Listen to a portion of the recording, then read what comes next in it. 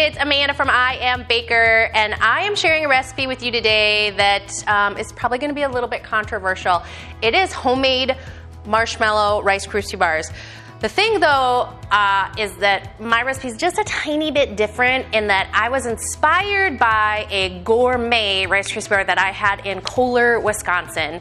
This adorable little shop sells them, and it is basically just a giant square of marshmallow with a little tiny bit of Rice Krispie sprinkled throughout in like 100 bazillion different flavors. And I wanted to recreate it at home. So that's what this is. I put all the variations in the recipe on my site if you go to I Am Baker. So if you want to make it more traditional and have full-on Rice Krispie, you can do that. But this is what I consider perfection here today. So let's get right started. You're gonna need a few simple tools, and that is you're gonna need a stand mixer. I don't recommend making this without it. And you're gonna need a heat source. So if you're gonna do this in your kitchen, be it your oven, or if you have a hot plate like I do, feel free to bring that over to your countertop. So first we're gonna start with our gelatin.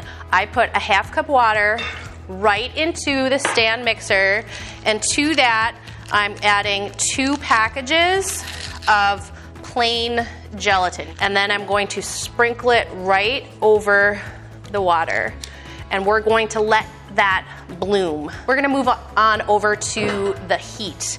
I have just a basic saucepan, and to my saucepan I am going to add a half cup of water and a full cup of corn syrup. Don't judge me. If you must, you can switch it out for honey or maple syrup. After you get your corn syrup added, we're gonna add in a little granulated sugar. Okay, and then let's use this giant spatula. I want to give this a quick stir just to get all of the ingredients incorporated, and then we're going to let it sit until it comes to 240 degrees, which is softball stage for sugar. This can go pretty quickly depending on your heat source. When I'm at my stove top, it takes maybe 5 minutes. On the hot plate, it takes just a little bit longer. And now I don't want to stick my finger in there and test it like my grandma did. Boy, her hands were tough. But she knew instinctively softball stage. I don't have that talent. So I use a candy thermometer with this handy dandy little contraption that allows you to attach it right to the side of your pan. So I do that, and then I just get it as close as I can to the bottom without letting it touch the bottom. If you have that tip of your thermometer directly on the bottom of the pan, it's not going to be an accurate read. So I just let that do its work. It's going to start bubble and it's going to start boiling, and I'm going to keep watching it to make sure it gets all the way up to 240 degrees, and then we're going to move back on over to our gelatin where all the fun happens. All right, our mixture has come to 240 degrees, so I'm going to turn my heat off, remove my candy thermometer, and I always clean this as soon as possible because you just want to be super careful anytime you're using candy thermometers. And then I'm going to set this down, turn it on the lowest setting, and drizzle in our corn syrup mixture. You definitely do not want any splatter coming anywhere near you. So go slow and steady. Get every last drop in there. All right, we got all of that, and I'm gonna wash this immediately too. But as soon as this stops aggressively steaming, which is like anywhere from 15 seconds to 30 seconds, I'll turn the mixer up a little bit higher, all the way until I get to the highest setting, and then we're gonna let it go for like 5 minutes. If I see it start to splatter in the slightest, I'm gonna let it rest for a second, because this is gonna get thicker and thicker and thicker all on its own. All right. Our sugar mixture has doubled in size. It is looking beautiful and glossy, and we just have a couple more ingredients to add to make it perfect.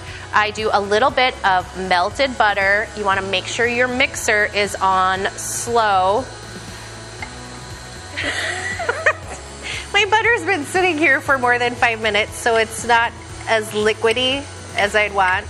2 that, we're going to add a good quality vanilla. We're adding a full teaspoon of that directly to our marshmallow. And then my recipe says about an 1/8 teaspoon of salt, which I recommend for everyone else in the world, but our family, we are salt eaters. We love it. So I'm gonna add another 1/8 teaspoon just because I know we get to eat this later.